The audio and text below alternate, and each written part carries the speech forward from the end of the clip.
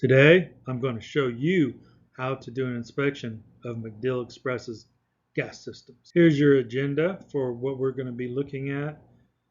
We're going to start off with a brief introduction of the site and what we're looking at. We're going to talk about environmental compliance assessment program, the inspections that LP does. We're going to then look at actually doing an inspection at MacDill Express. We're going to begin with the introduction. Here's a couple of websites for the MacDill Express. The first one is the Facebook page for MacDill Exchange, and the second one is the shopmyexchange.com website that shows you the hours of the Express and gives you more information on the phone numbers for the Express and other information. Here you see the Insight 360 page for MacDill Express. On this page, you can see how much fuel is in each tank, how much water is in any of those tanks, if they have any water in them, the temperature of the fuel. You can print out the compliance reports from this page. This site has 3 double-walled fiberglass tanks, and it uses interstitial monitoring for the tank release detection method. These are aerial views of the MacDill Express. As you saw in Insight 360, there are 3 tanks at this location. Each of these tanks runs this direction, left to right, right to left. The sub-turbine pump sump is here on the right. The spill bucket, or where the delivery driver drops fuel, is here on the left. The spill buckets should be color-coded for the product that goes into each one of them. And here you have several barrels with spill supplies in them. Here is contact information for the environmental team. This is just a reminder that all of the equipment underground is considered real property. APF is the appropriated funds that the military has on hand to pay for real property issues. ECAP stands for the Environmental Compliance Assessment Program. This is a program we have in place so that our loss prevention associates come out to our sites and provide a third pair of eyes to oversee compliance at our gas stations and stores. I put together the checklist for them that they use when they do inspections, and a lot of those things overlap with this training. ECAP are intended to be performed annually by our LP associates to help us address any oversight we may have where we're not paying the proper attention to certain issues in the field. And it gives me, as the environmental engineer, the head of the environmental program, data so that I can see where I may be failing in my training. We take the information from the ECAP and report those quarterly in an ESAC meeting to the leadership of the exchange. The thing about the ECAP is that these are not intended to be punitive inspections. These are a fail-safe so that we can make sure that we are doing the things that need to be done. They are not intended to get anyone in trouble. They are intended to make sure we are doing the proper things to maintain compliance at our locations. So if you fail an ECAP inspection, it doesn't have the punitive repercussions that you would have if you were issued an NOV by the state, but they are still serious. First thing we want to address is safety. The driveways of gas stations are not safe, so use the proper safety procedures. Wear bright colored vests or clothes. Wear highlighted clothing or vest if you have those available. Usually perform these in teams of 2, one to provide oversight for traffic and other things, and the other one to do the actual inspection. It's easiest if you use a vehicle with flashing lights to blockade some of the traffic, especially if you're in a high traffic area during a high traffic time of day. This is me out at one of our sites with my bright yellow shirt and the big orange pylons behind me, and those still have been ran over numerous times when I've been out on site. The customer just never noticed. This is my partner when we used to do inspections for the Cherokee Nation.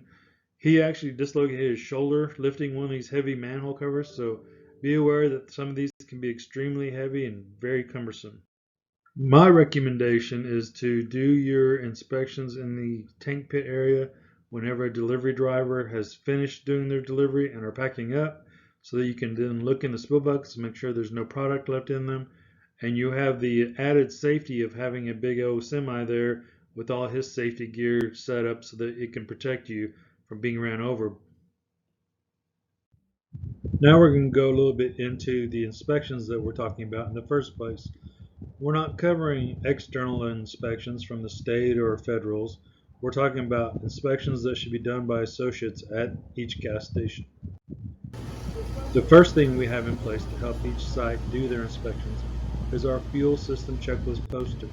We should have these posters somewhere prominently displayed so that every associate can see it, and it covers the different things that you should be looking at daily, whenever the site is open, monthly, and this will cover everything that is required by the state or federal regulations in the UST programs, and then annual. Annual is and triannual are included for your contractors to perform.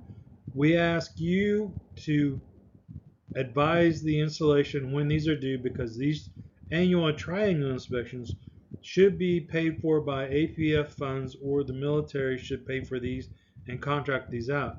We just want to make sure that we're giving them every opportunity to get these done so that they can't turn around later and tell us that we were negligent because we didn't remind them that these tests needed to be performed. So that's all you're required to do.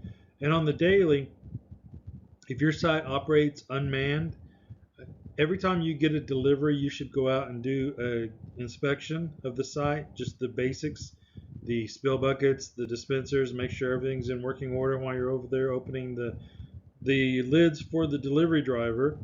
We also consider these to be done just whenever the site is open or whenever there's an associate over there. So if your site gets fuel deliveries once a week, you need to go over there at least once a week and make sure that everything is in order and that everything is looks good out there and that all these checks have been performed.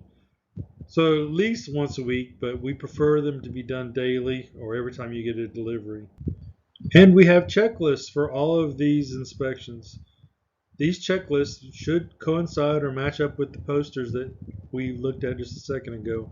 We have a checklist for daily, weekly checks, things that you should supposed to look at. If you identify issues, if they're an APF funded issue, please submit a work order so that it can be fixed.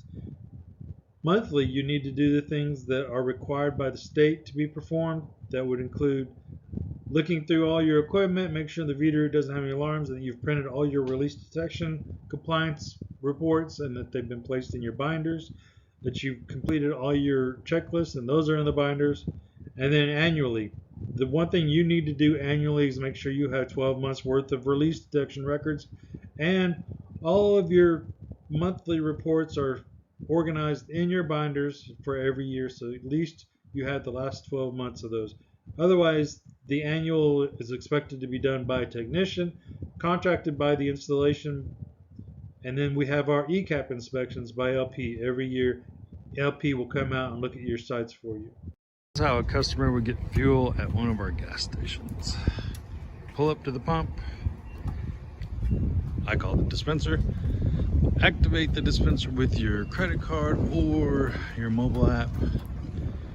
You take the nozzle, put it into the tank cap. We then lock it open, because that's what it's supposed to do. Activate the grade of fuel you want, and then let it go, and it kicks off whenever it's full. Then you take the nozzle out, tap it a couple times, getting excess off of it, hang it back up. You can wait, because you asked for a receipt. And if you're lucky, you'll get one. And don't forget to close your gas cap. And whatever you do, don't drive off with the hose still in your car. Know who to contact if a customer drives off with a hose or nozzle. LP may be able to assist. Outside of the dispenser is covered by the stage 1 vapor inspection checklist. Basically, what you're looking at is the nozzles, the hoses, the breakaways, the display. This is the dispenser. This is dispenser number 1. You see they have a retractor up there. breakaway on the other side of the tractor. No breakaways. Swivel down there, but no breakaways near the nozzle. Have all the signage. Be safe. Things you want to look at when you're inspecting these: look at the hose, make sure it's in good condition. There's no cracks visible in it. No liquids anywhere around it on the ground. Open that dispenser cabinet up. Look inside, underneath there, to see if there's anything leaking or any filters look bad. Through the card readers, make sure they're in good order. Look at the pin pad, make sure it's in good order. Make sure everything works and is readable. Nobody stuck any stickers to it. And the prices are correct on it. And the octane buttons are still there. It seems to be a big trend, stealing all the octane buttons. Look at your nozzle, make sure it's in good shape. Pick it up, look at it. Move it around. This and much more inside your Express. See if there's anything obvious in it. And that would be your check of the dispenser. Of course, you look on the ground, make sure there's no obvious, because it could leak underneath and it could drain out onto the ground. That's the only reason you're looking for that. Or it could leak from the hose or the nozzle and it would show obviously on the ground. When you're looking around your site, one of the things that we want to make sure of, just because we want to make sure that no major incidents ever occur, is when you're out there, look around. Look and see if you were getting fuel at the furthest point from the gas station at one of these, if you could look up and readily identify the emergency cutoff. Make sure that you can see it. Maybe the sign isn't big enough, maybe the sign is perfect. Just try and think outside the box, think like a customer. What would you want to know if you were a customer and a fire began at the site? When you're checking your parking area, make sure all the spill kits are intact. They have all the required contents that you're going to need. Check the area. Make sure there's no obvious leaks or stains on the ground. Nobody's had any major spills recently. Check the emergency shutoff switches. Can you see them from the dispensers? What is wrong with this? You can see the cutoffs really well from the dispensers. Emergency cutoff at the door. And another emergency shutoff with a very good sign and a spill kit readily available close to the fire extinguisher, and the other cutoff switch is right around that corner. Dispensers are right here. Fire extinguisher labeled. Dispenser sumps, we call those the under dispenser containment sumps, or the UDC sumps. Under dispenser containment sumps, they're designed to protect the piping that goes into the dispenser. They're also designed so that any fuel that comes from the dispenser will be contained and not enter the environment. This is the view under a dispenser. When you take the front panel off the dispenser, you can often see inside the plastic looking containment area, the yellow area at the bottom. That has to be there to keep any liquids from getting into the ground. The metal pieces that are going across that area, these are your supports. They should be anchored firmly to the concrete and the dispenser containment area underneath. And then attached to those are your shear valves, also called fire valves and crash valves, because they serve multiple purposes. And then you have your dispenser filters underneath there. And the one thing you want to make sure is you check the dates on those dispenser filters, and also put your fingers underneath them sometimes. If you see any leaking or liquids under them, it may be an indication that the dispenser filters are old, or they need to be changed out, or they weren't properly threaded on. So this is your UDC, or under dispenser containment area. Taking the front off using the key that goes to it. You unscrew those two screws, pull it off, lift up to get over those little lips right here, and set it aside. So then you get down to look in here. What you're looking for is, first off, any liquid in the bottom. So you're looking along the bottom to make sure there's not any obvious liquids down there. And you can see there's some down there. That's the sump sensor right there I'm looking at. The gray tube is a sump sensor, and it should be all the way to the bottom. And if there's any liquids in there, it should go into alarm. And then these are your shear valves. So those are there in case somebody runs over this dispenser. That little piece right there should flip shut. You can see it's shut right now because this dispenser's closed. So they flipped it shut right here. And that hooks to this, which is supposed to be able to pull up, but it's not easy to pull up. So you have to pull that up with a piece of equipment to get that little piece up, and then it hooks on there. And you see that one's closed. That one's still open. It's still in one piece and connected. Sorry about the fingers. And this one down here on the end is similar. So you want to look at the shear valves, make sure they're anchored to that bar and that all the shear parts are closed. So you can see there's a lot of staining along there. So there's probably a leak in that pipe somewhere. And it's when it's so wet looking. And then that's probably why there's liquids in the bottom.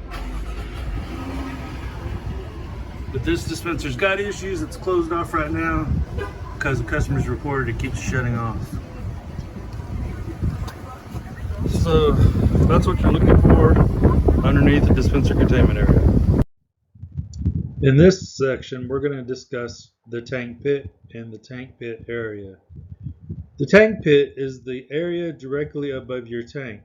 This is where the penetrations from the surface down into your tanks are. This includes your spill buckets, your fill point, your vapor recovery spill buckets, your vapor recovery point, any manholes into the tanks, including the sump for your submersible turbine pump, and your penetrations for your vita root probes or your interstitial probes. We would also consider the vent pipe as part of your tank pit area. This slide gives you an example of what the tank pit is. Fill points, and these should be color coded to tell you what type of fuel goes into those fill points. Your vapor recovery spill bucket, other things that stick into your tank. For instance, on this one you have an interstitial probe, and then you have the ATG probe going into the tank, telling you what the fuel levels are, and that is what a tank pit is. We're going to look at your sumps, and the sumps are an APF responsibility, so the military should pay for any repairs or maintenance of these sumps. Your sumps have one purpose, and that's to keep gasoline out of the ground. Technically, a sump is a pit or hollow in which liquid collects, and by that definition, the spill buckets would be considered sumps. We never refer to them as sumps. They are referred to as spill buckets or catchment basins or some other vernacular, but normally we refer to those as your spill buckets. The other thing that is a sump is your under dispenser containment sump. That means that is a sump that's located under your dispenser, and it contains any liquids that may leak from your dispenser or from the piping entering your dispenser. And the third thing that we consider a sump is your turbine sump or your sub-turbine pump sump or STP sump. This is where your pump head is located and piping going into the pump head, so any leaks from that should be contained in that STP sump, and then the sensors located in any of these sumps should go into alarm, letting you know if you have an issue.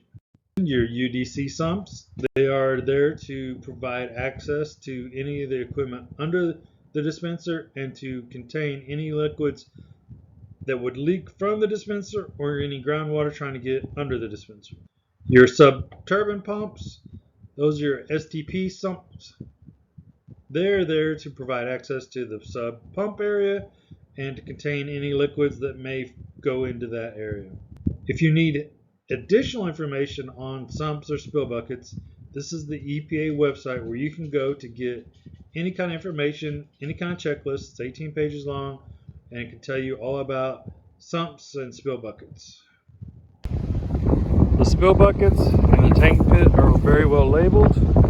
Red for premium or super unleaded, and then they've put unleaded regular and then color coded them white with a black cross so everybody knows those two are.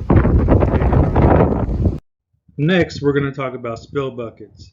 Spill buckets are contained sumps installed at the fill or the vapor recovery connection points to contain drips and spills of fuel that can occur during delivery.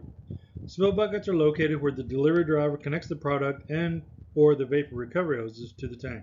Spill buckets can be found directly above the underground storage tank. A spill bucket is the most common violation that most inspectors find and cite at underground storage tank locations. If a spill bucket has liquid in it, then it's not considered a valid spill bucket anymore, and it will result in a citation.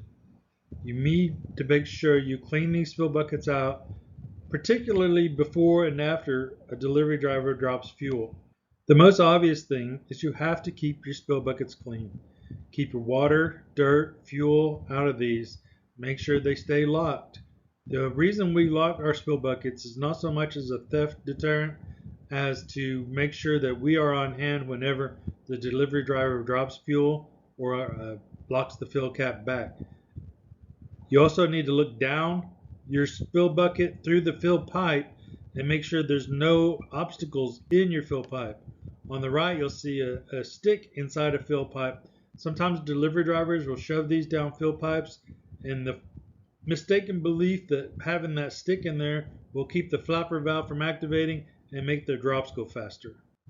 Sometimes you'll have to get down on your hands and knees to look inside the spill bucket to see if there's any cracks or holes. These should be tested annually. The installation should pay to make sure that these are tested annually. These are the spill buckets to the premium tank. This is the vapor recovery spill bucket. And this one is the drop tube for the premium spill bucket. You can see there's some gas down in there. So that needs to be cleaned up. You need to know your sumps. The STP or sub-turbine pump sumps, those are on top of your tanks, and those are designed to contain any gasoline that drains in that area. You need to make sure that they're clean and dry and there's no gas or water inside. If you have gas or water in them, like this one down here on the bottom right, that is a bad STP sump. You should have a contractor come out annually and check in all these. So you shouldn't have to get into them. The alarm should go off if water gets into them. That silver bar right there is the tool to pull the sump lid off. A side note, when I took the lid off, sump lid underneath it was covered in water, so make sure you drain that water off to the side. Don't let it drain into the sump. Well, these are the things that you want to look at when you get in these sumps. You want to make sure the sump sensors are even with the bottom of the sump, that they are straight up and down. If they are sideways or they've been elevated any height, that is to avoid them going into alarm.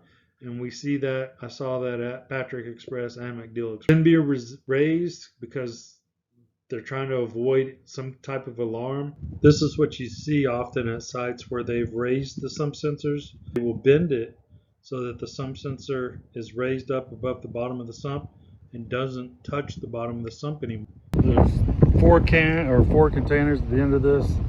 This one has spill kit stuff in it. Those two I think have liquids in them. I'm not sure what it is though. And there is the alarm for overfill. The vent pipe caps are all in good shape.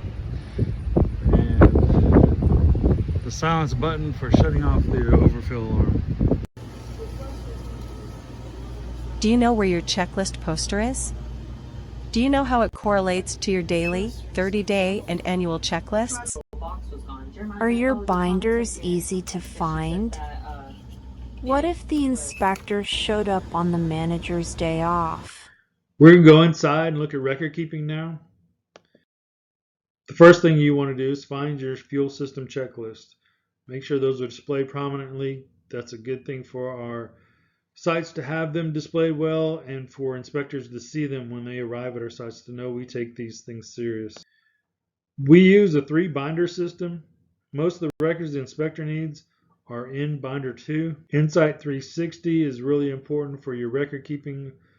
This is an easy way. Just go to Insight 360, bring up the compliance reports, print the compliance reports off, put them in your binder. Make sure you're using your checklist and you're filing those correctly in your binders. Make sure you have all your state trainings. I send out monthly environmental emails. They cover a wide variety of topics and they're called Tank Talk. These are all environmental resources available to you. If you need this slide, let me know. I can send it to you. We are going to discuss the alarms on the Veeder-Root TLS 450 Plus. The Veeder-Root has alarms whenever things occur that can cause issues at your site. What you want to see when you walk in the door is that your Veeder-Root has a green light and isn't making any noise. If it has a yellow or red light and is beeping, you can silence the beep temporarily by pressing buttons on the Veeder-Root, or it may go off on its own.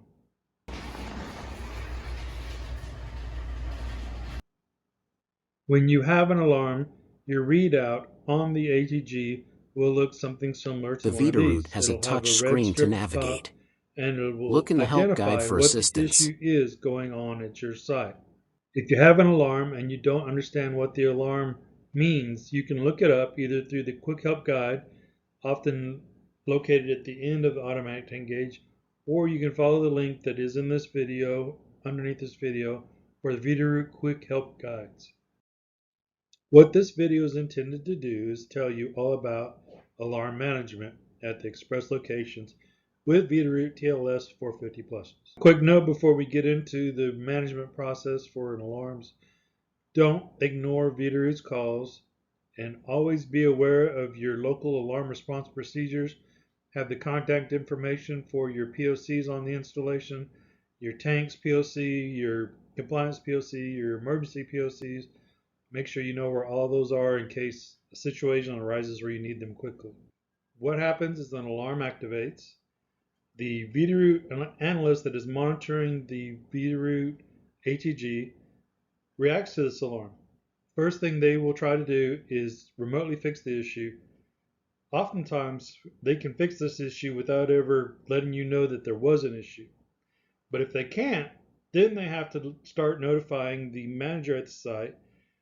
They'll do this by calling the site, explaining the issue to them, what's creating the alarm, and what equipment repairs are needed to resolve the issue. The analyst also emails service requests to the site with information for the technician on how to resolve the alarm.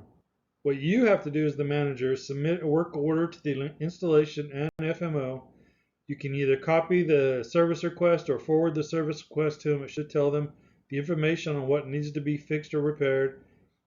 And then whenever a technician comes on site, they have to call Veeder-Root at one of the contact information numbers below so they can access the TLS 450 Plus console and do any changes or any upgrades to the programming that they may have to do. If you have issues with any of these, Greg Smith is your contact at APHIS headquarters that can help you with any repair maintenance issues.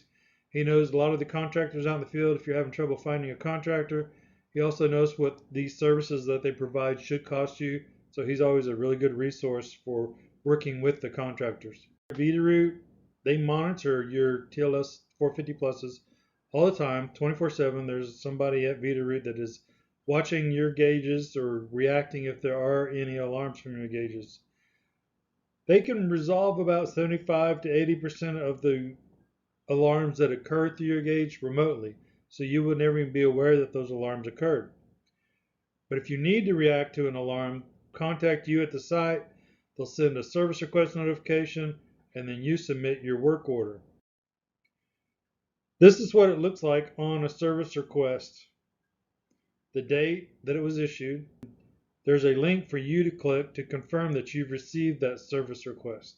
Details, which will tell you the description of what's causing the alarm.